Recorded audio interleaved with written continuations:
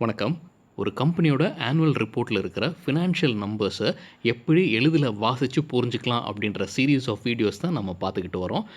அந்த வகையில இது 3வது வீடியோ. முதல் 2 வீடியோவோட லிங்க் டிஸ்கிரிப்ஷன்ல இருக்குங்க. பார்க்காதவங்க தயவு செஞ்சு பாருங்க. முதல் வீடியோ ப்ராஃபிட் அண்ட் லாஸ் ஸ்டேட்மெண்ட்ட எப்படி எளிதில வாசிச்சு புரிஞ்சுக்கலாம் அப்படின்னு எக்ஸாம்பிளோட பார்த்தோம். 2வது வீடியோல பேலன்ஸ் ஷீட்ட எப்படி வாசிக்கிறதுன்னு ஆரம்பிச்சோம். இதுக்கு 3வது வீடியோல பேலன்ஸ் ஷீட்ல விட்டு போன விஷயங்கள இந்த 3வது வீடியோல நாம பார்க்க போறோம். ஸோ முன்னே நாம ப்ராஃபிட் அண்ட் லாஸ் ஸ்டேட்மெண்ட்டை பற்றி பார்த்துட்டோம். பேலன்ஸ் ஷீட்டை ஆரம்பிச்சிட்டோம். இந்த வீடியோவில் முடிச்சிடலாம்.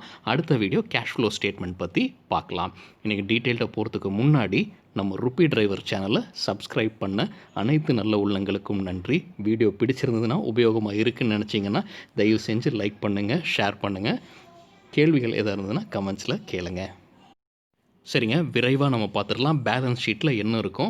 அசெட்ஸ், சொத்து இருக்கும். கம்பெனியோட சொத்து. அந்த சொத்தை வாங்குறதுக்கான காசு எங்கேருந்து வரும்? ஒன்று லைபிலிட்டிஸ், கடன் வாங்குவோம். இல்லைனா ஆல்ரெடி அந்த கம்பெனி சம்பாதிச்சு வச்ச ரிசர்வ்ஸ்லேருந்தோ இல்லை ஷேர் ஹோல்டரோட பணத்துலேருந்தோ நாம் வாங்குவோம். ஸோ நமக்கு தெரியும் formula assets equal to liabilities plus share holders equity. இதில் லைபிலிட்டிஸ்னால் என்ன, ஷேர் ஹோல்டர்ஸ் ஈக்விட்டினா என்னன்னு நம்ம டீட்டெயில்டாகவே பார்த்துட்டோம். பிரிட்டானியா இண்டஸ்ட்ரீஸோட எக்ஸாம்பிள் எடுத்துகிட்டே பேலன்ஸ் ஷீட்டை பார்த்தோம். அது 2வது பாகம் பார்ட் 2. ஸோ அது பார்க்காதவங்க தயவு செஞ்சு பாருங்கள். லிங்க் டிஸ்கிரிப்ஷனில் இருக்குது. ஸோ இன்றைக்கி நாம் அசெட்ஸ் செக்ஷன் மட்டும் விரைவாக பார்த்துடலாம் இந்த வீடியோவில். ஸோ இப்போ நம்ம பார்த்துக்கிட்டு இருக்கிறது தான் பேலன்ஸ் ஷீட்டில் அசெட்ஸ். அசெட்ஸை 2 வகையாக பிரிச்சுக்கலாங்க. ஒன்று டேஞ்சிபிள் அசெட்ஸ், இன்னொன்று இன்டேஞ்சிபிள் அல்லது நான் டேஞ்சிபிள் அசெட்ஸ். டேஞ்சிபிள் அசெட்ஸ்னால் தொட்டு பார்த்து ஃபீல் பண்ணக்கூடிய அசெட்ஸ். உதாரணத்துக்கு கம்பெனியோட பில்டிங், மெஷின்ஸ், அந்த மாதிரி விஷயங்கள். இன்டேஞ்சிபிள்னால் தொட்டு பார்க்க முடியாத விஷயங்கள், கம்ப்யூட்டர் சாஃப்ட்வேர், கம்பெனியோட பிராண்டு, பேட்டன்ட்டு, காப்பிரைட், அந்த மாதிரி விஷயங்கள்லாம் இன்டேஞ்சிபிள் அசெட்ஸ்னு சொல்லிக்கலாம். அதே மாதிரி அசெட்ஸை நான் கரண்ட் மற்றும் கரண்ட் அசெட்ஸ்னு பிரிச்சுக்கலாம். இது நாம் லைபிலிட்டிஸ்லேயும் பார்த்தோம். ஸோ அதை நான் கரண்ட்டுனா 1 வருஷம் கழித்து நமக்கு வேல்யூ தரக்கூடிய அசெட்ஸ். கரண்ட்டுன்னு பார்த்திங்கன்னா 12 மாதத்துக்குள்ளார 1 வருஷத்துக்கு உள்ளார வேல்யூ தரக்கூடிய அசெட்ஸ் தான் கரண்ட் அசெட்ஸ். ஸோ நான் கரண்ட் அசெட்ஸ், கரண்ட் அசெட்ஸ், அப்புறம் டேஞ்சிபிள், இன்டேஞ்சிபிள். இப்போ நம்ம ஒரு லைன் ஐட்டமும் இந்த பேலன்ஸ் ஷீட்டில் விரைவாக பார்த்துடலாங்க. சரிங்க, அசெட்ஸு கீழே நான் கரண்ட் அசெட்ஸ் கீழே ப்ராப்பர்ட்டி, பிளான்ட், எக்யூப்மெண்ட் அப்படின்னு ஒன்று இருக்குது. அடுத்தது பார்த்திங்கன்னா capital work in progress. So அந்த டீட்டெயில்ஸை நம்ம தெரிஞ்சுக்கணும் அப்படின்னா எந்த நோட்ஸ் பார்க்கணும்? நோட்ஸ் நம்பர் 4 பார்க்கணும். So property, plant, equipment, capital work in progress, அது ரெண்டையும் இப்போ நம்ம பார்க்கலாம். இப்போ நம்ம பார்த்துக்கிட்டு இருக்கிறது நோட் 4. இப்போ நோட் 4ல் என்ன பார்க்குறோன்னு பார்த்தீங்கன்னா அந்த கம்பெனியோட எல்லா ப்ராப்பர்ட்டி டீட்டெயில்ஸ், அசெட் டீட்டெயில்ஸ் எல்லாமே இருக்குது. ஸோ இதில் பார்த்தீங்கன்னா land, building, plant, equipment, furnitures, fixtures, motor vehicle, equipment, office equipment போன்ற அனைத்துமே இங்கே லிஸ்ட் ஆகிருக்கு. ஸோ இப்போ இதை எப்படி புரிஞ்சுக்கலான்னு பார்த்தீங்கன்னா டிஸ்கிரிப்ஷன் இருக்குது ஒரு சைடில், லெஃப்ட் சைடில். நடுவில் பார்த்தீங்கன்னா கிராஸ் கேரிங் அமௌண்ட், இது போன வருஷத்துலேருந்து கேரி ஓவர் ஆகிற அமௌண்ட். ஸோ போன வருஷம் எப்படி கேல்குலேட் பண்ணாங்கன்றதையும் காட்டியிருக்காங்க. ஆனால் இப்போ நம்ம பார்க்குறது பார்த்தீங்கன்னா 2019லேருந்து 2020 வரைக்கும் அப்படின்றது தான். ஸோ 2018லேருந்து 19 எப்படி கேல்குலேட் பண்ணதும் கீழே இருக்குது. தேவைப்பட்டால் நீங்கள் பார்த்துக்கலாம். ஸோ இதில் பார்த்தீங்கன்னா கிராஸ் கேரிங் அமௌண்ட் போடுறாங்க. அதுக்கப்புறம் பார்த்தீங்கன்னா டிப்ரிசியேஷன் அதில் கேல்குலேட் பண்ணுறாங்க. ஸோ டிப்ரிசியேஷன் எப்படி கேல்குலேட் பண்ணுறாங்கன்ற டீட்டெயில்ஸும் கொடுத்துருக்காங்க. டிப்ரிசியேஷன்னா தேய்மானம். உதாரணத்துக்கு இப்போ நம்ம வீட்லேயே ஒரு வண்டி இல்லை ஒரு கம்ப்யூட்டர் இருக்குன்னா அதுக்கு ஒரு டிப்ரிசியேஷன் ஆகும் வருஷம். அதே மாதிரி கம்பெனியோட அசெட்ஸும் டிப்ரிஷியேட் ஆகும். அது எப்படி டிப்ரிஷியேட் ஆகுதுன்ற கேல்குலேஷன் போட்டுட்டு கடைசி காலமில் பார்த்தீங்கன்னா என்ன நெட் அமௌண்ட், என்ன நெட் வேல்யூ அப்படின்றதையும் காட்டியிருக்காங்க. ஸோ இப்போ இந்த ப்ராப்பர்ட்டி பிளான்ஸ் எல்லாமே பார்த்தீங்கன்னா நெட் வேல்யூ எவ்வளோ காட்டுறாங்கன்னு பார்த்தீங்கன்னா 1416.02 crores. ஸோ இதுதான் க்ளோசிங் ப்ரைஸாக எடுத்துக்கிறாங்க இந்த வருஷத்துக்கு. சரிங்க, அடுத்தது பார்த்தீங்கன்னா கேபிட்டல் ஒர்க் இன் ப்ரோக்ரஸ் அப்படின்றது அது எவ்வளோ பார்த்தீங்கன்னா 2020 31 மார்ச் முடியும் போது 38.92. கேபிட்டல் ஒர்க் இன் ப்ரோக்ரஸ் அப்படின்றது என்ன குறிக்குதுன்னா ஏதாவது ஒரு அசெட்டுக்கு செலவு பண்ண ஆரம்பிச்சிருப்பாங்க, ஆனால் அந்த அசெட்டு கம்ப்ளீட்டாக பில்ட் ஆகிருக்காது. உதாரணத்துக்கு ஒரு பிளான்ட்டு கட்டுறாங்க, ஒரு பில்டிங் கட்டுறாங்க அப்படின்னா அது கட்டுறதுக்கு ஆரம்பிச்சிருப்பாங்க அந்த ஃபினான்ஷியல் இயரில், ஆனால் அதை முடிச்சிருக்க மாட்டாங்க. அதனால தான் அதை ஒர்க் இன் ப்ரோக்ரஸ்ன்னு சொல்கிறாங்க. ஸோ அதுக்குரிய அமௌண்ட் என்ன அப்படின்றது மாதிரி காட்டியிருக்காங்க. ஸோ இதுதான் கேபிட்டல் ஒர்க் இன் ப்ரோக்ரஸ். சரிங்க. மறுபடியும் பேலன்ஸ் ஷீட்ல பார்க்கலாம். இதில முதல் 2 லைன் நான் கரண்ட் அசெட்ஸ்ல பார்த்துட்டோம். Property, plant, equipment, capital work in progress.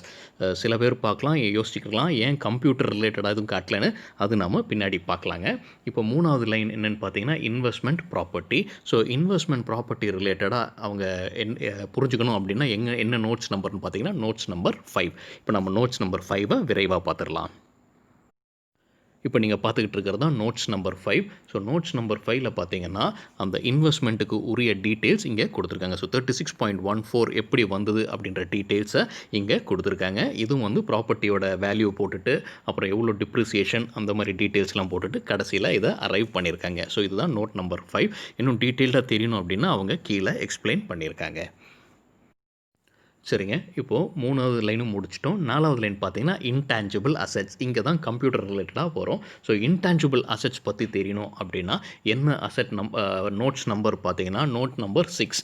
So அதில் பார்த்தீங்கன்னா 8.37 crores அப்படின்னு பார்த்து கொடுத்துருக்காங்க. ஸோ அந்த டீட்டெயில்ஸையும் நாம பார்க்கலாம். ஸோ இதுதான் நோட் நம்பர் 6 இன்டான்ஜிபிள் அசெட்ஸோட டீட்டெயில்ஸ். ஸோ இங்கே பார்த்தீங்கன்னா கம்ப்யூட்டர் ரிலேட்டடாகவும் ட்ரேட்மார்க் ரிலேட்டடாகவும் டிசைன்ஸ் ரிலேட்டடாகவும் இங்கே கொடுத்துருக்காங்க. ஸோ இங்கே என்ன அமௌண்ட் ஆகுது, என்ன டீட்டெயில்ஸ் ஆகுது அப்படின்றத அவங்க கொடுத்துருக்காங்க. ஸோ இது வந்து 2019 2020 கீழே பார்த்தீங்கன்னா 2018ஓட டீட்டெயில்ஸும் கொடுத்துருக்காங்க. ஸோ டீட்டெயிலாக நம்ம புரிஞ்சுக்கணுன்னா இந்த செக்ஷனை பார்க்கணும்.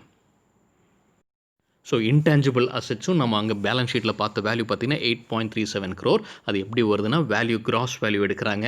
அதுக்கப்புறம் அதிலிருந்து அமார்டைசேஷன் நம்ம பார்த்தோம். டிப்ரிசியேஷன் அமார்டைசேஷனும் டிப்ரிசியேஷன் டேஞ்சிபிள் அசெட்ஸ்க்கு அப்ளை பண்ணுறது, அமார்டைசேஷன் அதுவும் தேய்மானம் தான் இன்டான்ஜிபிள் அசெட்ஸ்க்கு அப்ளை பண்ணுறது. ஸோ அதை அப்ளை பண்ணுறாங்க. அதுக்கப்புறம் நெட் அமௌண்ட்டை கேல்குலேட் செய்கிறாங்க. ஸோ மொத்தமாக 8.37 crores. சரிங்க. இப்போ முதல் 4 லைன் முடிஞ்சிருச்சு. அடுத்தது பார்த்தீங்கன்னா ஃபினான்ஷியல் அசெட்ஸ். அது கீழே investments, loan receivables, other financial assets. So அதுக்குரிய நோட்ஸ் நம்பர் பார்த்தீங்கன்னா 7, 8, 9. ஸோ இந்த 3 நோட்ஸையும் நம்ம இப்போது பார்க்கலாம். சரிங்க. இப்போ நம்ம பார்த்துட்டு இருக்கிறது நோட் 7. நோட் 7 வந்து எங்கே இன்வெஸ்ட் செஞ்சுருக்காங்க, நம்ம பார்த்துக்கிட்டு இருக்கிறது நான் கரண்ட். ஸோ நான் கரண்ட்டில் எங்கே இன்வெஸ்ட் செஞ்சிட்ருக்காங்க. ஸோ அந்த டீட்டெயில்ஸை இங்கே கொடுத்துருக்காங்க. எங்கெல்லாம் இன்வெஸ்ட் செஞ்சுருக்காங்க, எவ்வளோ இன்வெஸ்ட் செஞ்சுருக்காங்க கம்பெனி, 2019 எவ்வளோ, 2020 எவ்வளோ அப்படின்ற டீட்டெயில்ஸ் வரைக்கும் இங்கே கொடுத்துருக்காங்க. ஸோ டீட்டெயில்டாக புரிஞ்சுக்கணுன்னா இந்த நோட்ஸை நம்ம வாசித்தா நம்ம புரிஞ்சுக்கலாம் கம்பெனி எங்கெல்லாம் இன்வெஸ்ட் செஞ்சுருக்காங்க அப்படின்ற டீட்டெயில்ஸ். சரிங்க. இப்போ நம்ம பார்க்குறது நோட்ஸ் 8. ஸோ நோட்ஸ் 8ல் என்ன சொல்கிறாங்க, loans receivable. So company loan கொடுத்துருக்காங்க சில பேருக்கு, அவங்கக்கிட்டேருந்து வர வேண்டிய பணம், அதுக்கு அதோட வட்டி பணம் எல்லாம் சேர்ந்து. ஸோ இப்போது எவ்வளோ கொடுக்கணும் அப்படின்ற டீட்டெயில்ஸ் இங்கே இருக்குது. ஸோ 2020க்கானது பார்த்தீங்கன்னா 192.03, 2019 பார்த்தீங்கன்னா 15.55. அதே மாதிரி நோட் 9ம் இருக்குது. அதாவது other financial assets, other deposits, எங்கேயாவது அதர் டெபாசிட்ஸ் பண்ணியிருக்காங்க. அது எவ்வளோன்னு பார்த்தீங்கன்னா 1.20 அப்படின்றது இந்த நோட்ஸில் இருக்குது.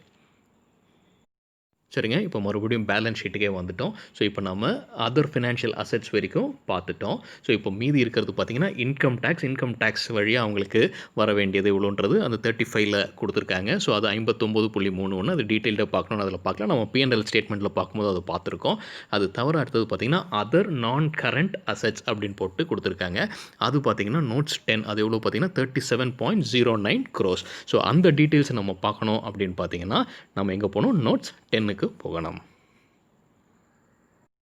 சரிங்க. இப்போ நம்ம பார்க்குறது தான் நோட்ஸ் 10. ஸோ நோட்ஸ் 10ல் பார்த்தீங்கன்னா அதில் என்னென்ன வர வேண்டியது இருக்குது அப்படின்ற டீட்டெயில்ஸை கிளியராக கொடுத்துருக்காங்க. கேபிட்டல் அட்வான்ஸ், ப்ரீபெய்ட் ரெண்ட் அந்த மாதிரி டீட்டெயில்ஸ்லாம் இருக்குது. ஸோ மொத்தமாக எவ்வளோ வரணும் அப்படின்னு பார்த்தீங்கன்னா 37.09 அப்படின்னு கொடுத்துருக்காங்க. ஸோ அங்கேயும் நம்ம பேலன்ஸ் ஷீட்டில் பார்த்ததும் அதே தான். ஸோ அதோட ஸ்ப்ளிட் அப் தான் இங்கே டீட்டெயில்டாக கொடுத்துருக்காங்க.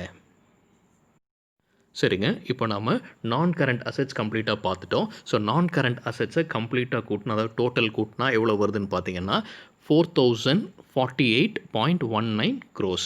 ஸோ நான் கரண்ட் அசெட்ஸை பார்த்துட்டோம். இப்போது கரண்ட் அசெட்ஸை விரைவாக பார்க்கலாம். ஸோ கரண்ட் அசெட்ஸ் கீழே பார்த்தீங்கன்னா அதே மாதிரி இன்வென்ட்ரிஸ், ஃபினான்ஷியல் அசெட்ஸ் அந்த டீட்டெயில்ஸ்லாம் இருக்குது. நம்ம நோட்ஸை விரைவாக பார்த்துக்கலாம். ஸோ கரண்ட் அசெட்ஸோட இன்வென்ட்ரிஸ் நோட்ஸ் நம்பர் 11ல் இருக்குது.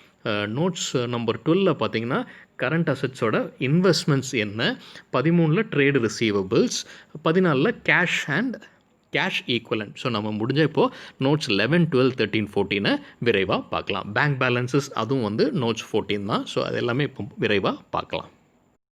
சரிங்க. இப்போ நம்ம பார்த்துக்கிட்டு இருக்கிறது நோட்ஸ் நம்பர் 11. ஸோ நோட்ஸ் 11ல பார்த்தீங்கன்னா, இன்வென்ட்ரீஸோட அசெட்ஸ் வேல்யூ. ஸோ ரா மெட்டீரியல்ஸோட அளவு எவ்வளோ இருக்குது, பேக்கேஜிங் மெட்டீரியல்ஸ் எவ்வளோ இருக்குது, ஒர்க் இன் ப்ரோக்ரஸ் நான் முன்னே சொன்ன மாதிரி இன்வெஸ்ட் பண்ணியிருப்பாங்க, ஆனால் கம்ப்ளீட் பண்ணியிருக்க மாட்டாங்க. ஃபினிஷ்டு குட்ஸோட அசெட்ஸ் வேல்யூ எவ்வளோ இருக்குது அப்படின்னு டீட்டெயில்டாகவே கொடுத்துருக்காங்க நோட்ஸ் 11ல்.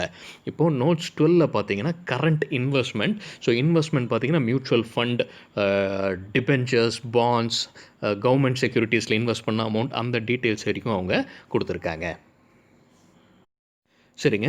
நோட் நம்பர் 13ல ட்ரேட் ரிசீவபிள்ஸ், அதாவது கம்பெனிக்கு உள்ளே வர வேண்டிய பணம். ஸோ அதுதான் நோட்ஸ் 13ல நம்ம பார்த்துக்கிட்டு இருக்கோம். ஸோ நோட்ஸ் 13ல என்ன ஸ்ப்ளிட் அப் அப்படின்னு டீட்டெயிலாக கொடுத்துருக்காங்க. அதில் வந்து ஒரு ப்ரொவிஷன் ஃபார் இம்பேர்மெண்ட்னா வர முடியாத பணமாக இருக்கலாம்னு நினைக்கிறாங்க. ஸோ அதுக்கும் அவங்க ப்ரொவிஷன் கொடுத்துருக்காங்க. ஸோ அதையும் கொடுத்து மைனஸ் பண்ணிட்டு தான் 242.23 crores அப்படின்னு கணக்கு காட்டியிருக்காங்க. இது நோட்ஸ் 13. சரிங்க. இப்போ நம்ம பார்க்குறது நோட்ஸ் 14. நோட்ஸ் 14 வந்து cash and bank balances. So மொத்தம் கேஷ் எவ்வளோ கையில் வச்சுருக்காங்க, 0.01 crores. செக்கு கையில் வச்சுருக்கிறது பார்த்தீங்கன்னா 8.92 crores. கரண்ட் அக்கௌண்ட்டில் இருக்கிற வேல்யூ பார்த்தீங்கன்னா 12.83. ஸோ டோட்டலாக பார்த்தீங்கன்னா 21.76. அது தவிர கீழே இருக்கிற அதர் பேங்க் அப்டேட்ஸ் எல்லாம் கொடுத்துருக்காங்க. ஸோ மொத்தமாக 39.16 crores அப்படின்னு காட்டியிருக்காங்க. ஸோ இது வந்து cash and bank balances notes 14. சரிங்க. இப்போ மறுபடியும் நம்ம பேலன்ஸ் ஷீட், அசெட்ஸ் அதை பார்த்துக்கிட்டு இருக்கோம். ஸோ இதில் வந்து நம்ம பேங்க் பேலன்ஸஸ் அது வரைக்கும் பார்த்துட்டோம். ஸோ நோட்ஸ் 14 வரைக்கும். மீதி இருக்கிறது என்னென்னு பார்த்தீங்கன்னா, லோன்ஸ் ரிசீவபிள் அப்படின்றது 15. இது வந்து கரண்ட் அசெட்ஸ்குள்ளார. அப்புறம் அதர் ஃபினான்ஷியல் அசெட்ஸ் வந்து 16. அப்புறம் அதர் கரண்ட் அசெட்ஸ் அப்படின்னு சொல்லிட்டு 17. ஸோ நம்ம இப்போ நோட்ஸ் 15, 16, 17 டீட்டெயிலாக பார்த்துடலாம். சரிங்க. இப்போ நோட்ஸ் 15 பார்க்குறோம். நோட்ஸ் 15ல பார்த்தீங்கன்னா, லோன்ஸ் ரிசீவபிள். இது வந்து கரண்ட் அசெட்ஸுங்க. இதே வந்து நான் கரண்ட்டுக்கும் நம்ம பார்த்துருப்போம். ஸோ குழப்பிக்க வேணாம், சிம்பிளாகவே வச்சுக்கலாம். ஸோ இது வந்து கரண்ட் அசெட்ஸ்க்கு லோன்ஸ் ரிசீவபிள், கம்பெனிக்கு வர வேண்டிய லோன்ஸ் எவ்வளோன்ற மாதிரி. ஸோ எவ்வளோ கொடுத்துருக்காங்க, என்ன டெபாசிட் அப்படின்ற கணக்கை டீட்டெயிலாக காட்டியிருக்காங்க. ஸோ 1075.73 crores அப்படின்ற டீட்டெயில்ஸ் 2020ஆம் ஆண்டுக்கானது. அப்புறம் நோட் 16 பார்த்தீங்கன்னா, அதர் ஃபினான்ஷியல் அசெட்ஸ், அது எவ்வளோ அமௌண்ட் அப்படின்ற ஸ்ப்ளிட் அப் இங்கே கொடுத்துருக்காங்க. அது பார்த்தீங்கன்னா 227.88 crores. இது தவிர நோட் 17 அதர் கரண்ட் அசெட்ஸ் என்னெல்லாம் இருக்குது அப்படின்ற டீட்டெயில்ஸ் இங்கே கொடுத்துருக்காங்க. இதில் பார்த்தீங்கன்னா எம்ப்ளாயி பெனிஃபிட்ஸ் அதையும் இதில் சேர்த்துருக்காங்க. ப்ரீபேமெண்ட்ஸ், பேலன்ஸ் வித் கவர்மெண்ட் அத்தாரிட்டிஸ் எல்லாமே சேர்த்து கொடுத்துருக்காங்க. ஸோ பார்த்தீங்கன்னா 104.56 கோடிகள் அப்படின்றது இதில் இருக்குது. ஸோ இதுதான் நோட் 17. சரிங்க. பேலன்ஸ் ஷீட்டில் அசெட் சைடில் இருக்கிற கரண்ட், நான் கரண்ட் அசெட்ஸோட டீட்டெயில்ஸே நம்ம பார்த்துருப்போம். ஸோ இப்போது கரண்ட் அசெட்ஸோட டோட்டல் கரண்ட் அசெட்ஸ் கூட்டினா எவ்வளோ வருதுன்னு பார்த்தீங்கன்னா 3205.15 crores. ஸோ கரண்ட் அண்ட் நான் கரண்ட் அசெட்ஸ், நான் கரண்ட் அசெட்ஸ் மேலே இருக்குது, கரண்ட் அசெட்ஸ் கீழே இருக்குது. ஸோ இரண்டுமே கூட்டினா வர வேல்யூ பார்த்தீங்கன்னா 7253.34 crores. ஸோ இதுதான் அசெட் சைடில் நம்ம முன்னாடியே பார்த்துருக்கோம். லயபிலிட்டிஸ் மற்றும் ஈக்விட்டி ஷேர் ஹோல்டிங் கூட்டினா எவ்வளோ வரும் அப்படின்றதையும் நம்ம பார்த்துருக்கோம். ஸோ இதுதான் அது. ஸோ இது வந்து ஈக்விட்டி அண்ட் லைபிலிட்டி சைடில் அதே அமௌண்ட்டு தான் வருது, 7253.34 கோடிகள். ஸோ இதுதான் பேலன்ஸ் ஷீட். அசெட் சைட்லேயும் லைபிலிட்டி சைட்லையும் ஈக்குவல் ஆக்கணும். லைபிலிட்டி சைட்லன்னு வரும்போது அந்த ஷேர் ஹோல்டிங் ஈக்விட்டியும் லைபிலிட்டி சைட்லேயே சேர்த்துக்கிறாங்க. ஸோ இது புரிஞ்சிருக்குன்னு நம்புகிறேங்க. கேள்விகள் எதாவது இருந்ததுன்னா கமெண்ட் செக்ஷனில் கேளுங்க. இந்த மாதிரி வீடியோஸ் பிடிச்சிருக்கு, உங்களுக்கு உபயோகமாக இருக்குது, மேலும் மேலும் இப்படி பண்ணலாம் அப்படின்றதீங்கன்னா தயவு செஞ்சு உங்கள் ஃபீட்பேக்கை கமெண்ட்ஸ்லையும் சொல்லுங்கள். லைக் பட்டன் அழுத்திட்டும் சொல்லுங்கள். நன்றி, வணக்கம்.